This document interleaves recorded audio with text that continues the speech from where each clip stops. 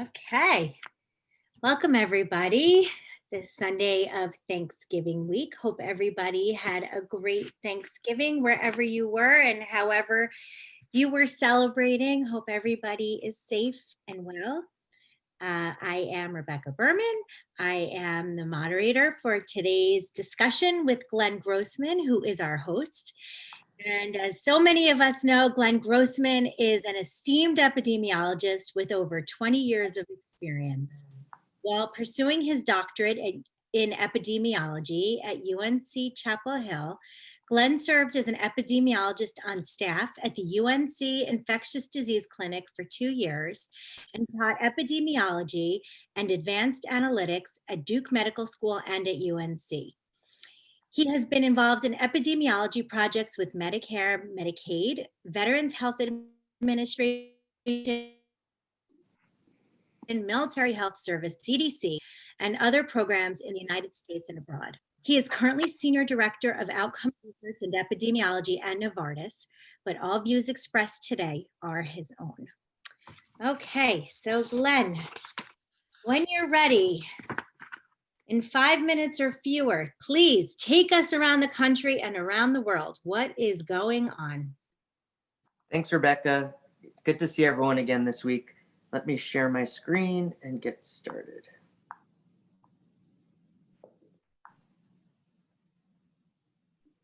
Oops. All right, so let's get started here.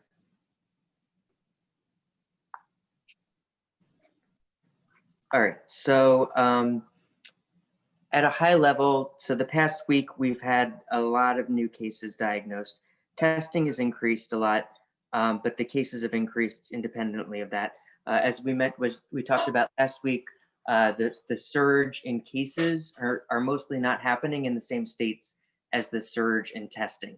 So even though we're seeing a rapid rise in testing and a rapid rise in cases, some people might think, oh, it could be due to the tests rather than a real effect of cases, but no, it is truly a rise in cases that we're seeing. And one good way of knowing this is the hospitalizations. Hospitalizations have increased dramatically. They're now over 90,000 people currently in the hospital for COVID-19, which is a third more, rather 50% more than what we had in the last surge. And the last surge was roughly the same number that we saw in the first surge. So we are breaking new ground here. A lot of hospitals around the country are approaching their capacities. And so it's really problematic. When you look at the death rate, in fact, let me dig into this a little bit more. So the number of deaths in that first surge were tremendous. And this was due to two parts. One, we weren't diagnosing very well. And so the percentage of people who are diagnosed who ended up dying was a lot higher. And for some other reasons as well, we have better treatments. We have typically in the summer, the people that got infected tended to be a little younger, a little bit healthier. And so the infection fatality rate actually went down. The case fatality rate also went down relative. But now what we see is just because, so I think that our case fatality rate is probably similar to what it was back in the summer, maybe a little bit more depending on the demographics of people getting sick now. But because we have so many poor people who are hospitalized and have serious disease, we're rapidly catching up to where we were back in April, May. What you'll notice here is there was a dip in deaths. In fact, that dip that we see here is consistent. It's a dip in everything. We saw a dip in testing, a dip in cases, and a dip in deaths. And the biggest explanation for this, most likely, is just that we had Thanksgiving. And so probably between the days of Thursday, Friday, Saturday, and now Sunday, it's probably a data issue. So it's not that less people died, that they took Thanksgiving off and just didn't die. What it means is that during the holidays and weekends, generally, people don't update the data systems as frequently. And in fact, when you look more closely at the death data, you'll notice that there's this gap almost every single week. There's the 2-day gap for the delay in the weekend. And so this is consistent in terms of it's just a data issue. And so what we're seeing here is during the time of the holiday, it totally makes sense that it's just a gap. So we'll have to see over the next week.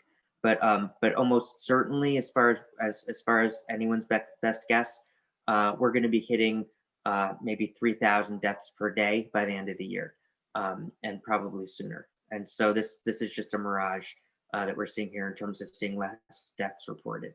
And so probably when deaths start to get reported at a higher level now, we're going to be making up for lost time and entering all the people who died over the last few days. And so we should start to see, I think Tuesday is the first day after this that we'll start to see the first reflection. On Tuesday, we'll know based on Tuesday's data whether it was a real effect or whether we are seeing a decrease in deaths over time. All right. When you look at, when you look at the current hospitalization rates by state, you can see where the distribution is generally around the country. So Texas is leading in terms of having the most beds occupied, but Texas is already a big state, so they have more hospital beds in general. So it's not such a big deal. Similarly, California, a huge state, they also have a lot of beds occupied. So just because there's a lot of people in the beds, it's not necessarily as worrisome because there are a ton more beds there.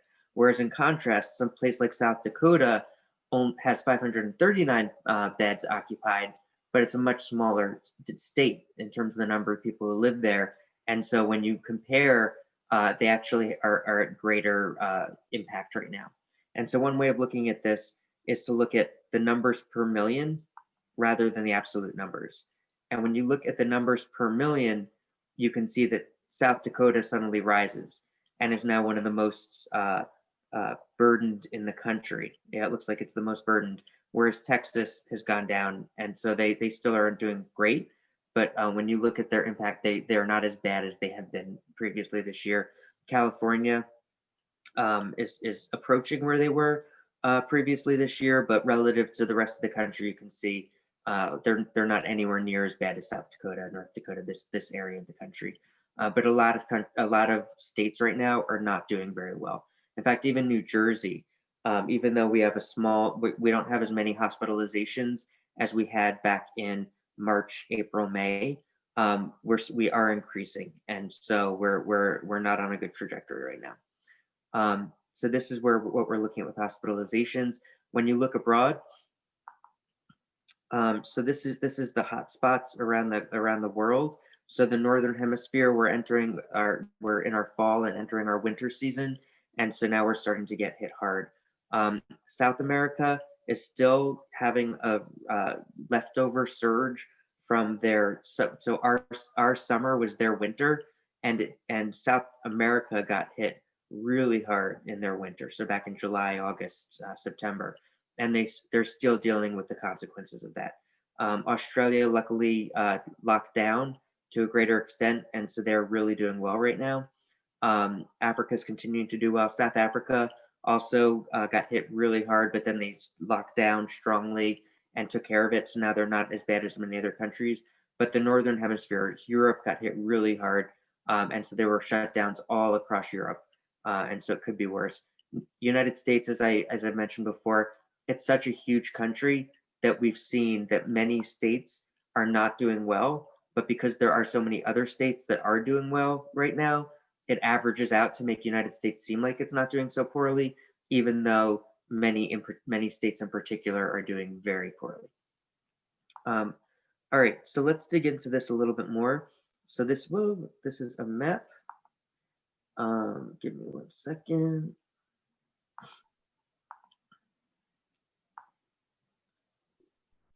All right.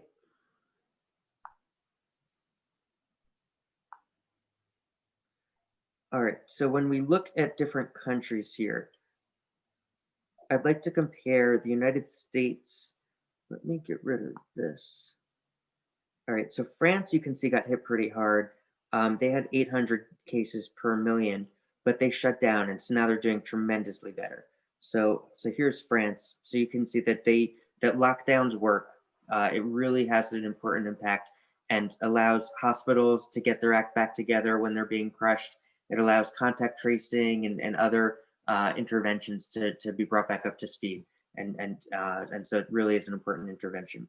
If we get rid of France, then you can see across Europe, the United States over the last week or two has now gone much higher than Europe, or other key countries that we're looking at. India, South America, the United States per million is rising. Again, like I mentioned, the last few days of data, I think, are just an artifact from the Thanksgiving holiday for the last few days. And I think it's more of a data issue rather than a turning of the tide. However, when we look at here, let me pause this for 1 second. When we look at the states that have locked down, and that is over here. So the New York Times has been tracking shutdowns and restrictions across the states. And so as of November 25th, so most states have mask mandates, with the exception of a lot of these states in the middle. And but in addition to that, you'll notice that a bunch of states have started putting severe restrictions, in fact, closing many on businesses in those states. And so we have a bunch that have already started. There's stay-at-home orders that have started in some states. California, New Mexico, Ohio have orders or curfews, and there's advisories that have started in others in terms of the stay-at-home orders. And so this is likely based on the forecast and projections that we saw last week. We expect that there's going to be more shutdowns in the coming weeks and months. All right. One other thing, and then we'll go on to the questions, Rebecca, that people have asked, or two other things, then we'll go on. First, so looking at the R, so how fast is it spreading in states? You can see that a lot of states do not have it under control, and the R is still going way too fast.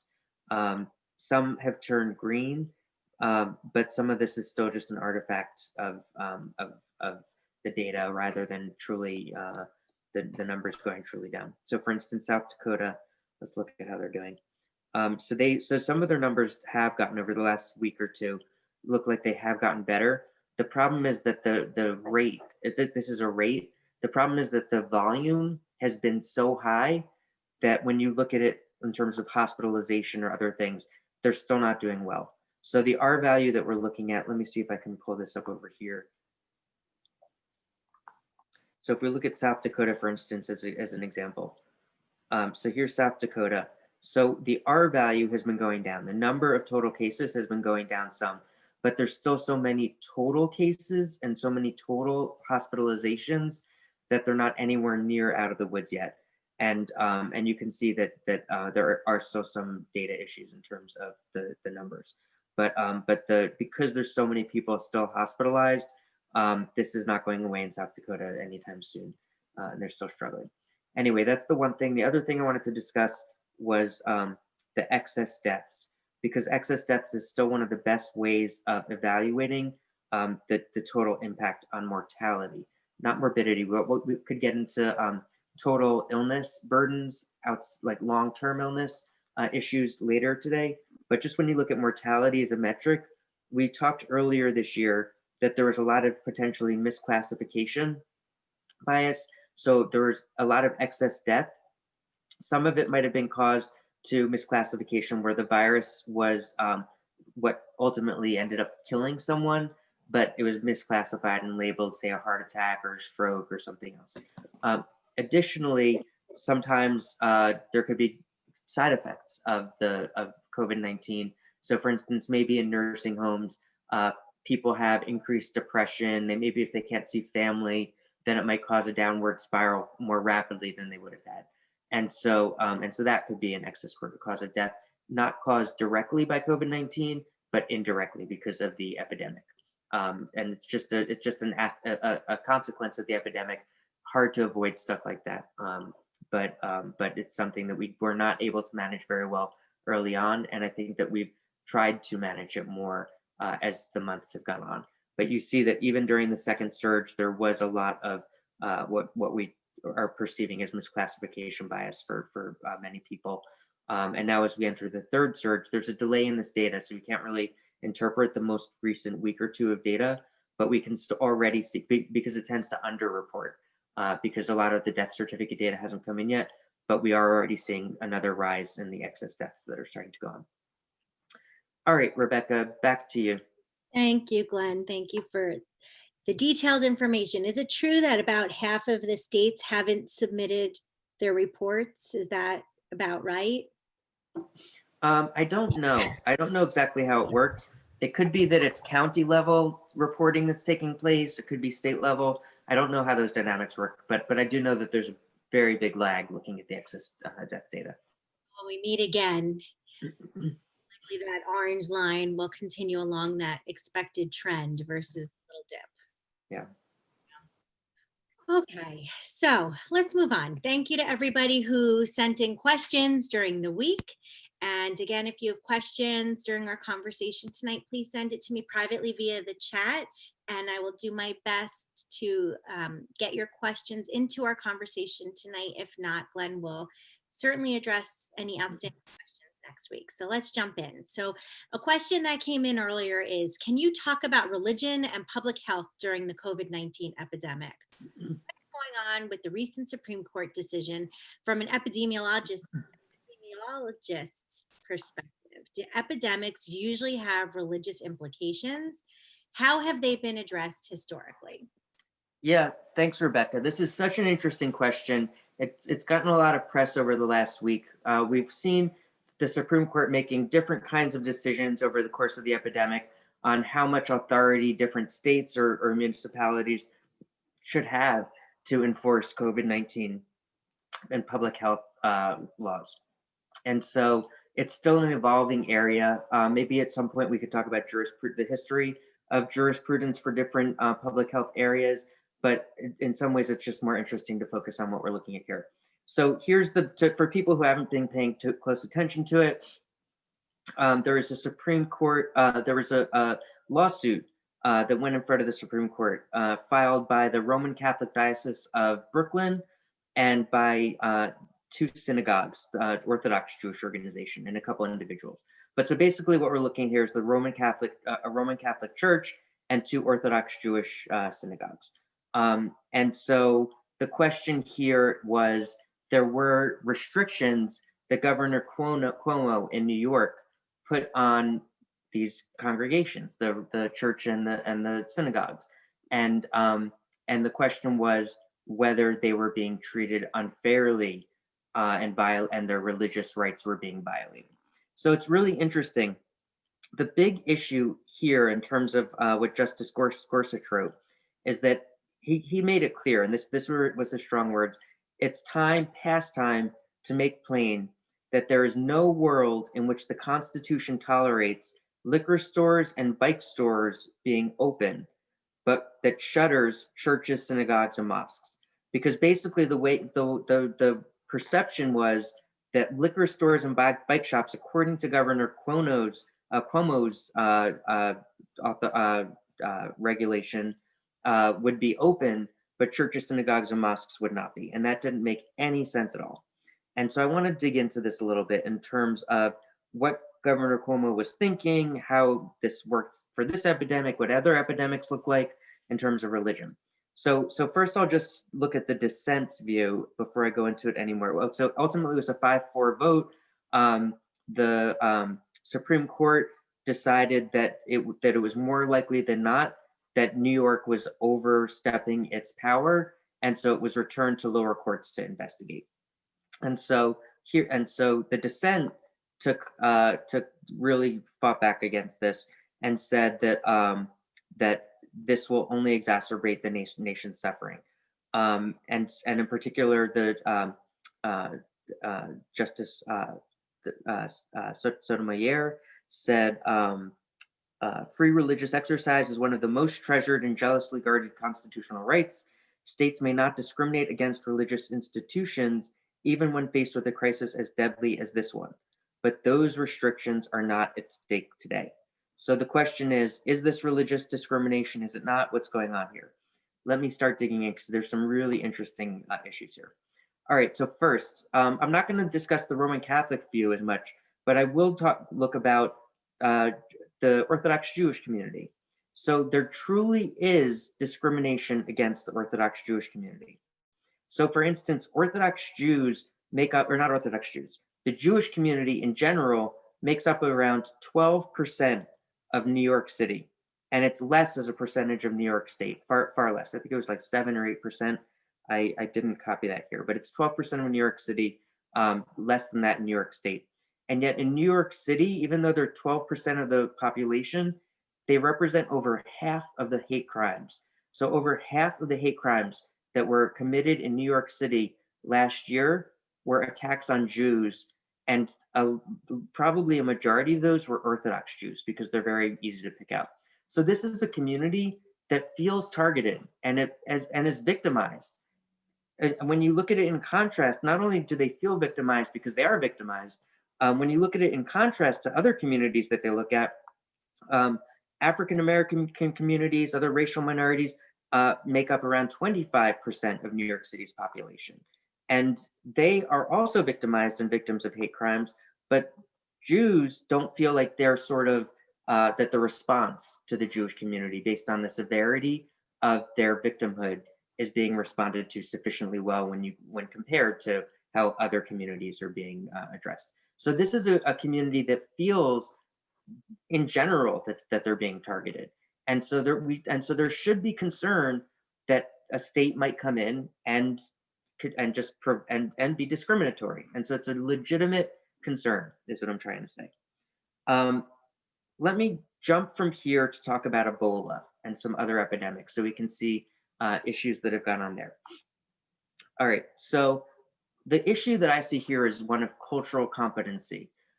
So in virtually every epidemic, there are religion interactions with the epidemic.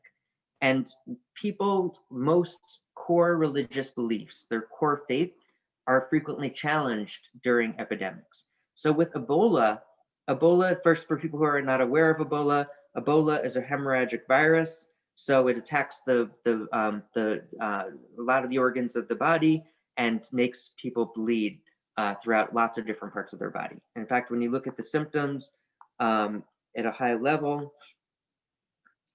bring to the front. So within the first 7 to 9 days, they start having symptoms that are headache, fatigue, muscle soreness, just basic symptoms, flu-like symptoms even. But then by day 10, very common that they have high fever, vomiting, blood, and they just start to become more passive. By day 11, you see bruising, brain damage, and they start bleeding out from the nose, mouth, eyes, and other areas. And by day 12, so this is pretty rapid, by day 12, they have very common to have loss of consciousness, seizures, massive internal bleeding, and death.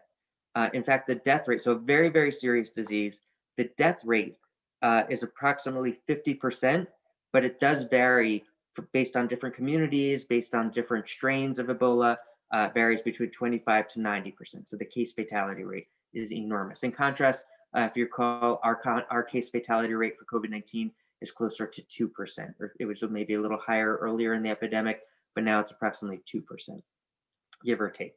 And so this is a very severe disease. And one of the key things that we found with Ebola is community engagement is a key to successfully controlling the outbreaks. And so let's dig into why this is. All right, so and this is one of the key findings from Ebola. So traditional funeral practices, so according to their cultural and religious beliefs, they practice these rituals, the burial rituals. And this is one of the most important, most meaningful things in the life journey for people who live in Congo and these areas that are hit by Ebola. And so the funeral practices typically include washing, touching the corpse, and having people interact with the corpse, having the body available for people to come and touch before they depart. And when epidemiologists jumped in to deal with Ebola over the last decades, or however long people have been working on Ebola there, we realized that people should not be touching dead bodies because that is a huge way in which the disease spread, a huge risk factor. But for the local people living there, this was a primary part of their religious belief. And so they rebelled and they kicked out the epidemiologists, didn't want to work with the epidemiologists. And for them, the idea of not doing the traditional washing and having the typical funeral service of people who die would be to us as if we had just taken a dead person's body and just like dumped it in the dumpster in the back without any ritual associated with it or anything. And so this was huge. And so epidemiologists realized that this idea of cultural competency is so important, that we need to work with people instead of working in combat with them. Even though epidemiologists are trying to help the population, they could be perceived as being in conflict. And so instead, epidemiologists worked with local leaders, local cultural and religious leaders, not just to educate the community and say that really we're on the same team here, but more importantly, to help integrate better practices into the cultural and religious communities in terms of how they address this kind of major crisis. And so, for instance, one of the things that they did was they started creating alternative mourning rituals that could offer comfort and closure, but didn't have the risk of spreading Ebola. So this was a massive, important insight, and this happens in almost every epidemic that I can think of in terms of the interactions with religions. In fact, when you go back to ancient Greece, I think I've mentioned this earlier, that during the time of Hippocrates, there was the god of medicine. The god of medicine was Asclepius, and Asclepius had a whole family of healers, named after things that we know today: panacea, hygeia, some that are less common, but all interacting with health in terms of how we imagine it today. And so this is what people prayed to back then when there were times of pandemics and times of any kind of health crisis. And so religion and health always have had an integral relationship with each other. And so now, when it comes back to this issue in particular with COVID-19, so the risk that epidemiologists are worried about with synagogues and churches and mosques, and so these places of worship, are that there are risks of super spreading. And so the super spreading, we've talked previously about what the key risk factors are for super spreading. But the key risk factors here are closed spaces. So typically the houses of worship are enclosed. Close contact, but you can still set it up so people can physically distance within. So there might be close contact, maybe not. Crowds, that's an issue if you have too many people in the same room, even if they're physically distant from each other. If you have just a number of people in the room together, that in itself is a risk factor, even if they're not directly close to each other. Another risk factor that's huge and underappreciated is the time that people are in there together. So for instance, if someone's in this enclosed space for 15 minutes, that's an extremely different, radically different idea than if they're in the same room for 1 hour or 2 hours or 3 hours. It makes an enormous difference because aerosols accumulate, and they just accumulate and stay in the air for hours and hours. And so each additional minute that you're in the room accumulates more and more and more risk. It's an accumulation of risk. And finally, one of the most absurd things that we found, the same way I would consider this absurd to think that a burial ritual could actually become the major source of spread for a disease. For me, it sounds kind of absurd. It doesn't mean it's not true, because in fact, it is true that one of the major sources of spread for Ebola was these funeral rituals. And it turned out that it was true. But just because something's absurd doesn't mean it's not true. And in fact, one of the things that we found is that one of the most effective ways to spread the virus is through singing. And that seems so absurd. Like you would think coughing, no, coughing should be a way more effective way or efficient way of spreading the virus. But it turns out that that's simply not the case. Singing is far, far more deadly and far, far more contagious than even coughing. And the primary reason for this is that singing, for reasons that we can go into, but at a high level, singing creates a ton of aerosols. And not only does it create the aerosols, it's very efficient at projecting them far and wide across the room. And so singing is extremely dangerous for COVID-19, extremely dangerous. And coughing, the other thing about coughing is that not only it tends to, when it produces expectorant, it's mostly larger particle sizes. And those particles are the things that would fall to the ground within a meter or 2 meters, so 3 feet to 6 feet. Whereas aerosols, once they're projected out, could continue floating in the air 20 feet away, 25, 30 feet away, and just stay in the air for hours and hours. So singing is really, really far more deadly. So when it comes to COVID-19 then, and we come back to this question of the Supreme Court, where Justice Gorsuch's challenge was comparing churches, synagogues, and mosques to liquor stores and bike shops, then we see here that the key differences that we have to really look at are that liquor stores and bike shops don't have, so they do have closed spaces. They typically don't have large crowds at one time. But the big difference is that the time together is very different. People don't typically go into a liquor store for more than 5, 10, 15 minutes at the max to go and get the liquor. And similar with the other with the bike store type of thing in terms of the time spent in there. The other thing is, most importantly, like I just mentioned, singing.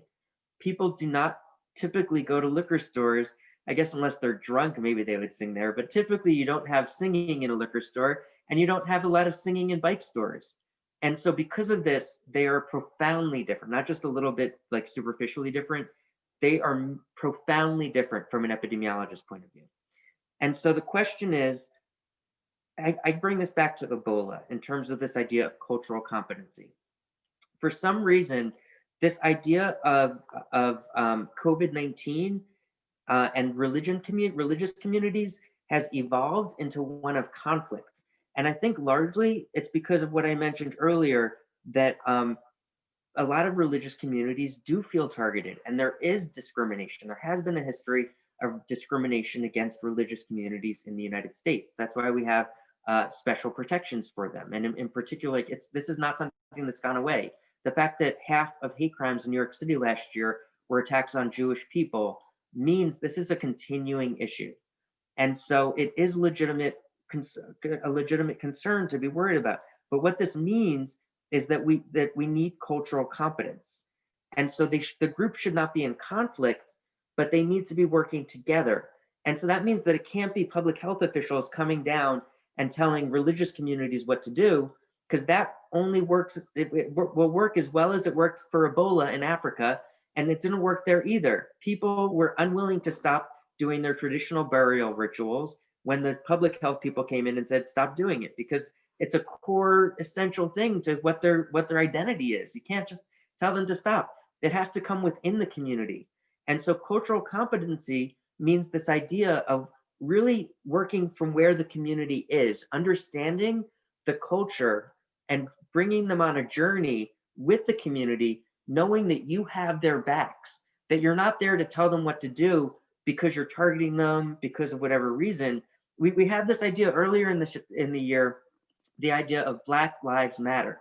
Well, in this case, it is equally true that Jewish lives matter.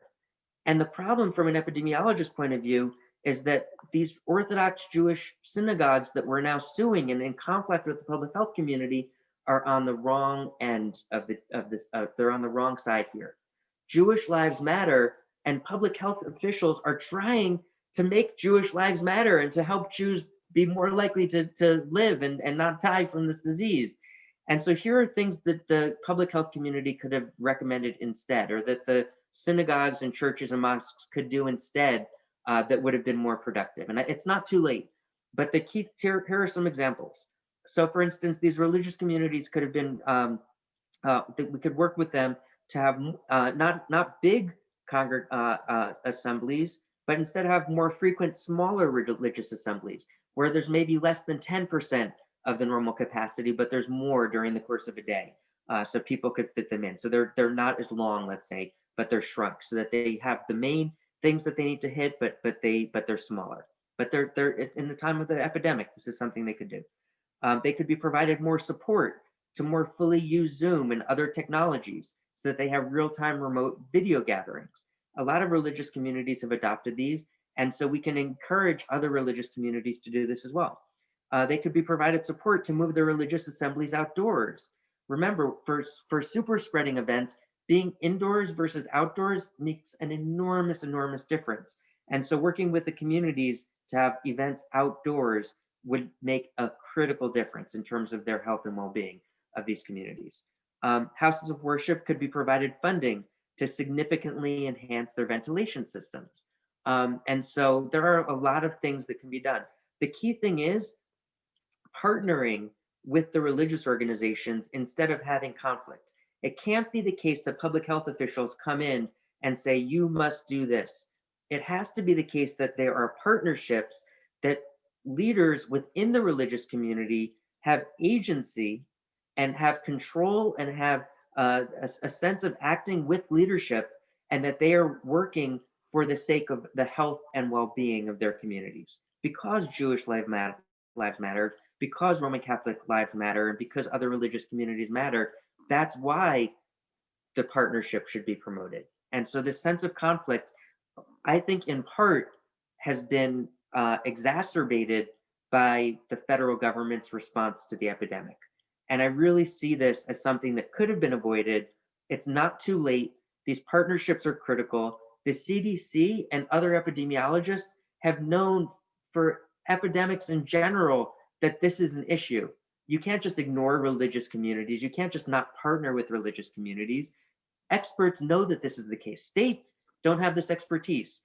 New York State, Governor Cuomo was not responsible for working with communities in Ebola. So Governor Cuomo and perhaps his public health experts didn't have this expertise that the CDC would have had in terms of working with religious communities, or that other epidemiologists would have. But at a national level, we do have this expertise. It's not too late. And so I think that this is something that is definitely a strong area of improvement. I do see it as a failure from the public health community, the epidemiology community, that it got this bad, because basically both sides are fighting for the same thing. They both want the health and well-being of their community. And so they really should be seen as on the same team. And the conflict is kind of arbitrary and needs to be worked out. All right, Rebecca, I think that's enough for this, unless there's any more particular questions on this, but otherwise we can move on. Len, I have to say, you are so knowledgeable. I did not expect logging on tonight to get a history, a lesson in Greek and Roman mythology, and to learn to really think in such an in-depth way about singing in a liquor store or a bike shop. I have to say, when I next go into one of those places, I will certainly think of you, and I will try not to sing. But thank you. That was really, I think we all really now understand this on a much deeper level. I'm sure many of us have been reading about these topics, and comparing it to Ebola is really interesting and fascinating. So kind of along those lines, in that we can learn so much from history to predict the future. Talk to us a bit about Typhoid Mary and what we can learn from Typhoid Mary in history to help us with the current situation. All right, so I'll briefly go through this. So Typhoid Mary, her name was Mary Malone. She was a carrier of the bacteria that caused typhoid fever. Although she didn't have symptoms herself, so she was asymptomatic. But the problem was she was asymptomatic and was contagious. And so she was infecting many people around her without her even realizing it. And the question is, if someone is contagious with a serious disease that can cause other people severe illness and maybe death, how do we deal with these people in society? Because they're contagious, they don't even realize it, they're asymptomatic. Do we put restrictions on them? And so with Typhoid Mary, this was a major issue. It's a major ethical issue, a legal issue. How do you address this? Where someone is perfectly healthy themselves, for the most part, asymptomatic, but has this potentially deadly disease that just walking around, they can potentially infect others and kill them. So this is something that we've been looking at with SARS-CoV-2. And we know that people can be asymptomatic. And so that's why a lot of our regulations are in place. But typically, someone who's infected, what we've been telling people is they need to quarantine in place for 10 to 14 days, and then it's all good. They can just go back and live their normal lives in society. But the problem is that people can be infected long term they can be asymptomatic, and they can infect other people. And so this is like Typhoid Mary. So in particular, there was a case study that was published earlier this month, and they told the story of a patient. She was a cancer patient, so it's not a typical immune system, but it was an example of a patient who was asymptomatic, and they were shedding infectious virus. So it wasn't just shedding virus and it just gave them a positive, potentially maybe false positive reading. Instead, they cultured the virus and were able to and it was replicating in culture. So they demonstrated that this woman was actively infectious and contagious for weeks and weeks on end. So months we're talking about. So she was shedding live virus for 70 days without symptoms. Um, Eventually, they were hoping it would clear on its own, and it never cleared. So eventually, what they did was they gave her convalescent plasma. And if you recall, convalescent plasma is after someone is infected and then is recovered, they should have a natural protective immunity. And so they took the plasma from someone with natural protective immunity and they gave her a big infusion of that. And they gave it to her the first time and it didn't work. She still was contagious and still was shedding virus, live virus. But then they gave her a second infusion of convalescent plasma, and the antibodies in it cured her and eliminated the virus.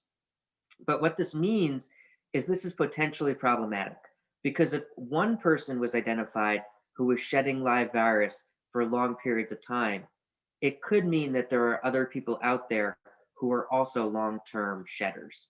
And it's probably not common. It's almost certainly not common, very, very common at all. She was a cancer patient suffering from chronic lymphocytic leukemia, um, and and so this is unique, but it's a really challenging concept. This is all I know.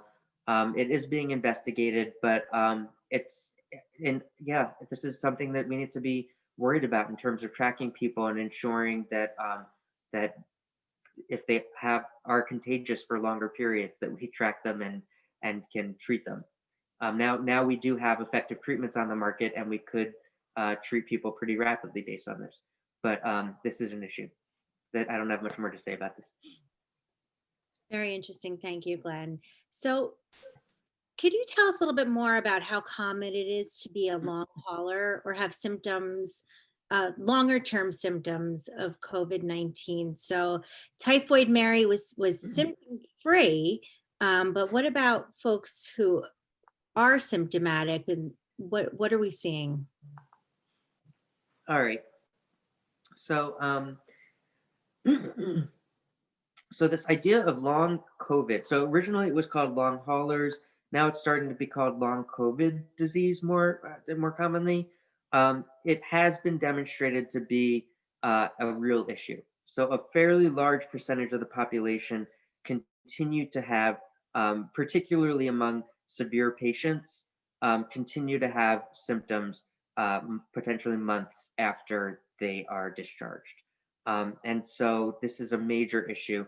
Um, there's another thing that people talk about called PICS, post-intensive care syndrome, or PICS. And what we found is that approximately 50% of all patients who are admitted to the intensive care unit in the hospitals and require mechanical ventilation, approximately 50% of them go on to develop this post-intensive care syndrome. And these problems include respiratory problems, fatigue, like an inability to even just go up a flight of stairs without getting really tired. And this is something that lasts. So this is looking at people who survive up to 2 years after discharge from critical care. They can have increased risk of readmission to the nursing care or rehabilitation facilities, and or the ICU. Any one of these, they could be readmitted at a rate of up to 80% 2 years after they leave. So this is really high. So just because someone gets out of the intensive care unit and survives doesn't mean that they are symptom free and doesn't mean that they're out of the woods. They may have cleared the virus, but that's just the beginning of post-intensive care syndrome. So between post-intensive care syndrome and these long haulers, we really, now that we have COVID-19 around for many months now, we really need to start talking about long-term symptoms at least as much as the mortality issue. Because mortality, we're starting to get under control. The infection fatality rate has gone down. There still are a lot of deaths, too many deaths. But in addition to this, there's a larger order of magnitude now of people who are survivors and have recovered, but still have long-term symptoms or worse, where it requires potentially readmission into the intensive care unit again. And this, it's really common. Again, there's other things that are reported. There's neurocognitive deficits. There's all sorts of issues that are involved with this, and it's something that a lot of people are beginning to follow and to track with more in a more systematic way. But when we talk about the burden of COVID-19, this is at least as important as the mortality burden, because people are not out of the woods. You go into the intensive care unit and survive does not mean you're out of the woods yet, based on the how frequently people are having these symptoms that we're now looking at. Oh, goodness. So we really need those vaccines to be developed quickly. And when I saw you earlier today, both of us in masks and socially distanced And outdoors. outdoors, right? Not singing. Um, you really gave an interesting description of how you felt, these different vaccines were going to end up being delivered to market and then ultimately delivered to different populations. So maybe you can take everyone else through your thoughts on that. And then as a follow-up to that, any updates on knowing the likelihood of reinfection after natural immunity versus this vaccine immunity, hopefully, that many of us will get at some point in the near future? Yeah, so there's a lot of questions there. Let me open it up. First, I came across there's an interesting debate in the scientific community about the types of vaccines. So there's an article in the Lancet, so a prestigious medical journal. Um, so so people have been investigating HIV vaccines for decades now, and no HIV vaccine has been identified that works well. The problem is that some of the early really appealing HIV vaccines that we thought would definitely be very likely to work, actually, if someone was vaccinated, it made them more likely to contract HIV, not less likely, but more likely to contract HIV. And people weren't clear what was causing this. But now, one of the things that we've identified is that the adenovirus vector, actually made it more likely that they were infected. The vector is sort of how the virus is how the vaccine is administered. So essentially, let me see if I have a graphic here. Virus vaccines. So essentially, what you do with a viral vector vaccine is what you do is you take a different virus. So in this case, it's the adenovirus. Then you take surface proteins from the new virus that you're trying to create a vaccine against. So in the HIV vaccines case, they took HIV proteins that were not infectious, but they put them on the adenovirus, and that's what infected the cells, the adenovirus, and so then the body created immune response to that. Unfortunately, some of the vaccines currently being developed for SARS-CoV-2 also use the adenovirus as a vector. And so again, the vector is the virus that the genes from the other virus are put onto. So the SARS-CoV-2 genes and the proteins would be put into the adenovirus. So you can't catch SARS-CoV-2 from it, but it's the adenovirus that's this vector that's spreading it. And so this is potentially problematic. It's not 100% known why it increased the risk of HIV. And so it's going to be interesting to track this to see what's going on. But to go back, so let me go back to the Lancet article here.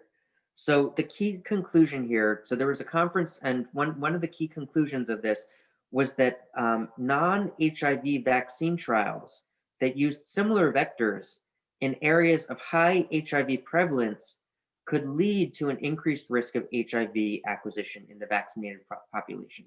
So there's this worry that even if the SARS-CoV-2 vaccine works to prevent SARS-CoV-2 with the adenovirus, when that's the vector, it could potentially make someone at increased risk of contracting HIV. And this would be terribly alarming. And so the question is, what vaccines use the adenovirus? Was there a question? No, yeah, you said contracting HIV. I think you meant contracting SARS-CoV-2. Oh no, contracting HIV. So even though it's different, it's something about the adenovirus. Even if you don't put HIV on the surface, it could work amazingly well. So for instance, the vaccine trials that we'll be reading about from the adenovirus vector could work amazingly well from SARS-CoV-2. It could make it seem like it's extremely effective and safe and whatnot, but it could have this unfortunate side effect of making people who get that vaccine more likely to be infected with HIV.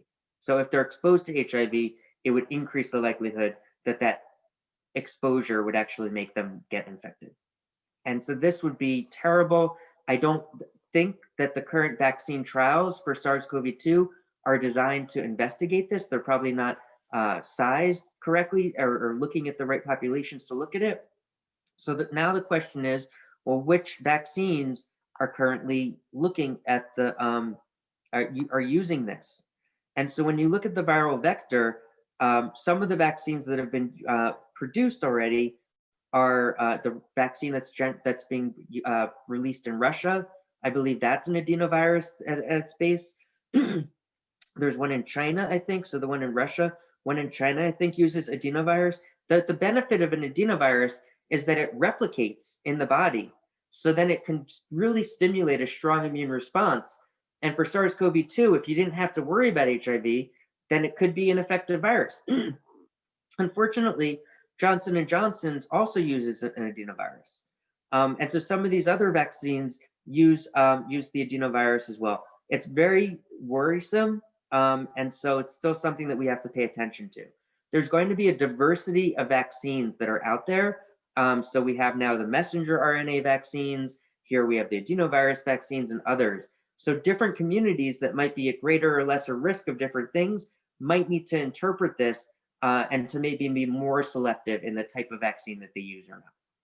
So for instance, in the United States, the LGBT community that's at higher risk, and African Americans are at higher risk of HIV in the United States. These communities might be less likely to want to use an adenovirus-based vaccine and more likely to use a messenger RNA vaccine or other things. This is still being evaluated. We don't know a lot yet, but it's just something that epidemiologists are talking about and debating, and we still don't know for sure what we're looking at yet. In terms of some of the other questions, so we'd mentioned last week, and I'll just bring this up again. Let me see if I can get it really rapidly. Where did I put it? I think I put it down here. Oh, here it is. So on the surface of the so I love this picture because it's an actual picture. I think it was done by an electron scanning microscope. Color was added on, but this is what it actually looks like at the really tiny level to be able to see what they look like. And so the key thing is that there are multiple proteins. There are there are the spike protein that we've talked about. That's the one that all the vaccines are focusing on right now because it's on the very surface. And these vaccines are intending to produce a neutralizing response, not just something that's a little bit effective, but to sit on the end of the spike and prevent replication, in addition to pulling the virus out of the body. There's all these others. There's the membrane protein, the envelope protein. The key other thing is the nucleocapsid protein, what I call the N protein. And the problem with the N protein, let me bring this up. The problem with the N protein is that it's on, first of all, it's on the inside of the virus. So if you see here, this S protein is on the surface, the N protein's in the middle.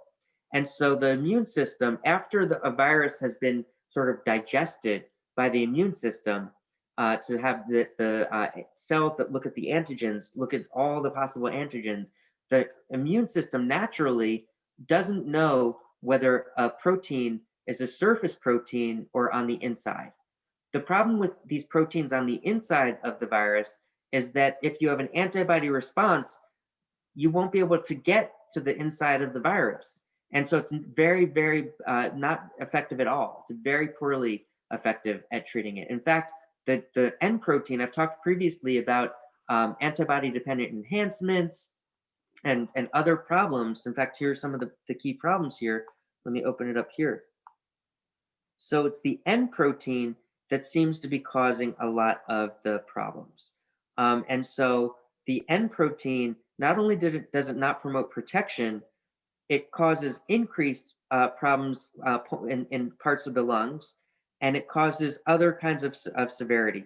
It's thought to be linked to the T cell response. We don't know exactly why, but it does cause all sorts of a potentially enhanced response.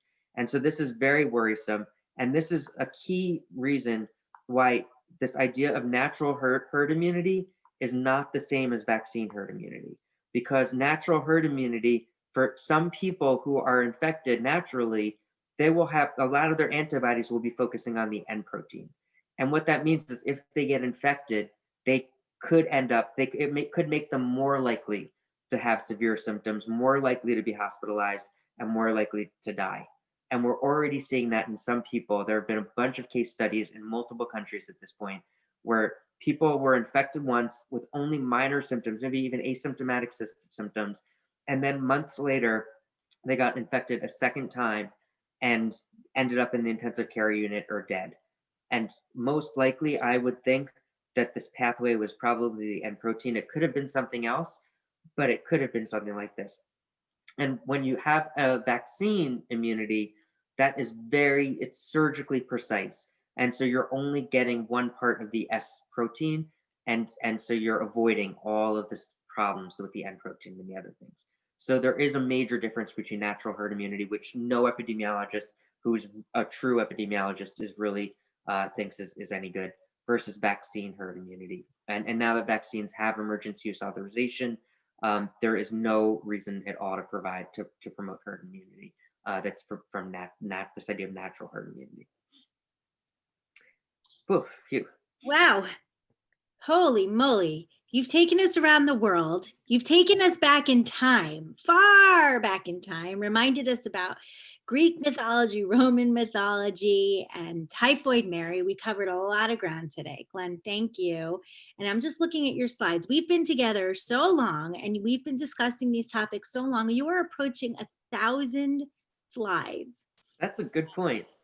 On behalf of those of us who are with you live and those who watch during the week and beyond on YouTube, thank you. You have put so much work into distilling all of this information down into the different pieces to make it palatable and understandable. And we can't thank you enough.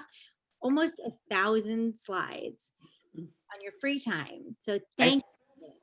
I thank you all too. It's a pleasure to be able to use my training and expertise to help communicate these ideas and make people more comfortable in terms of understanding the epidemiology and digging a little bit deeper than you might get from reading the news every week or just hearing what you might hear on the radio.